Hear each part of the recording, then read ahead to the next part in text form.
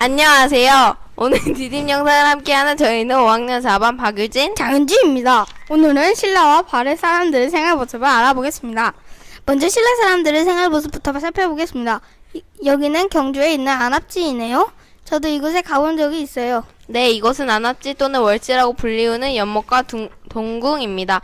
이곳은 왕이 신하들과 함께 잔치를 벌이던 곳이었는데요. 이렇게 생긴 나무 주사위와 금동초, 심지 가위 등 귀족의 생활을 엿볼 수 있는 3만여 점의 유물들이 발견되었어요. 저나무 주사위는 우리가 흔히 쓰는 육면체가 아니고 14면이라고 해요. 재미있는 것은 여기에는 한자로 소리 없이 춤추기, 얼굴 간지려도 꼼짝하지 않기 등 여러 가지 벌칙이 새겨져 있다고 해요. 네, 이것을 통해 당시 귀족의 놀이 문화를 알 수 있지요.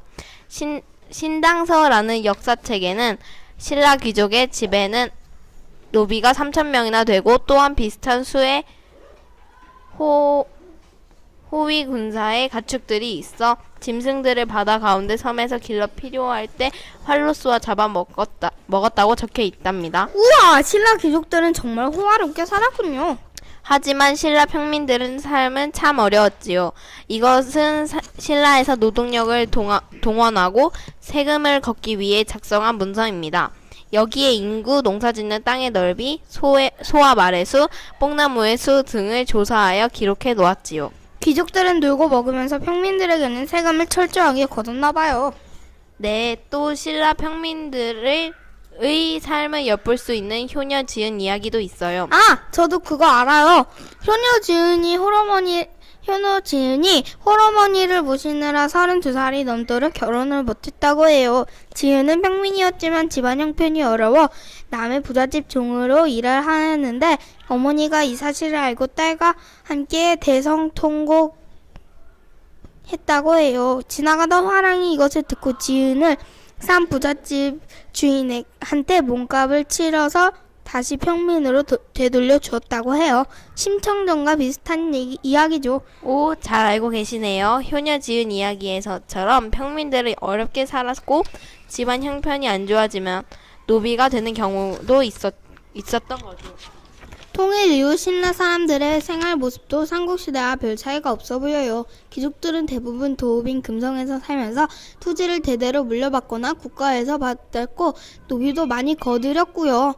노비도 많이 거느리고 숯불로 지은 밥을 먹고 큰 집에서 살았고요. 네, 반면에 평민은 농사를 지으며 생활하였고 나라에 세금을 냈으며 군사훈련 또는 궁궐, 성곽 등을 짓는데 동원되었죠.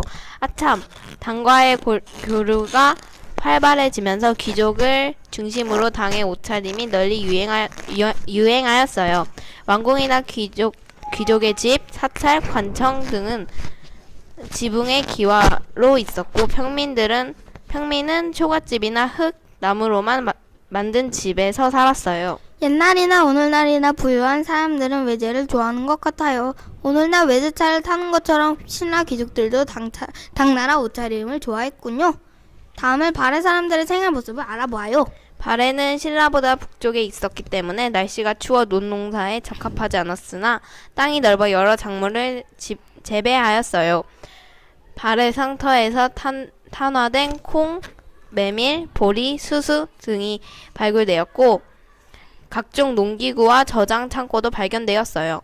그럼 발해 사람들은 쌀밥보다는 주로 잡곡을 먹었겠군요. 그렇죠. 주로 잡곡과 해산물을 먹었고 가축을 길렀습니다. 또 다양한 형태의 그릇을 사용하였지요. 이것이 발해의 그릇들이군요. 이것은 모양이 너무 재미있네요. 그릇 모양이에요. 발해의 궁전은 화려하게 장식한 기와로 지붕을 이었어요. 평민은 땅 위나 반지하에 집을 짓고 살았지요. 그리고 발해의 귀족은 고구려와 당 문화의 영향을 받은 옷을 입었습니다. 여자들은 머리에 비녀와 빛을 꽂아 장식하였으며 장신구로 몸을 꾸몄지요. 이것은 정여 공주 무덤에 그려진 발해 사람들의 옷차림이로군요. 색이 많이 발해서 잘 모르겠지만 제가 보기에는 중국의 옷과 비슷해 보여요. 다음은 신라와 발해의 불교 문화를 알아보죠. 통일 이후 신라는 삼국의 문화를 하나로 합치고 여기에 당 문화를 받아들이며 불교를 더욱 발전시켰어요. 특히 원효대사와 의상대사의 노력으로 불교가 평민에게까지 널리 보급되었답니다. 노래로 원효대사 해골무 해초 전축국이 가죠. 원효대사는 불경을 너무 어려워하여 평민들을 위해 나무 아미타불 관세음 보살이라는 연부를 만들어 퍼뜨렸대요. 발해도 불교를 중시하였어요. 남아있는 발해의 불상, 석등, 연꽃무늬 기와 등을 통하여 발해의 불교 문화를 짐작할 수 있습니다. 아, 이것들이 발해의 불교 문화 유물이로군요. 오늘은 신라와 발해 사람들의 생활 모습을 알아보았습니다. 정리된 내용을 살펴보고 공책에도 정리해 보세요.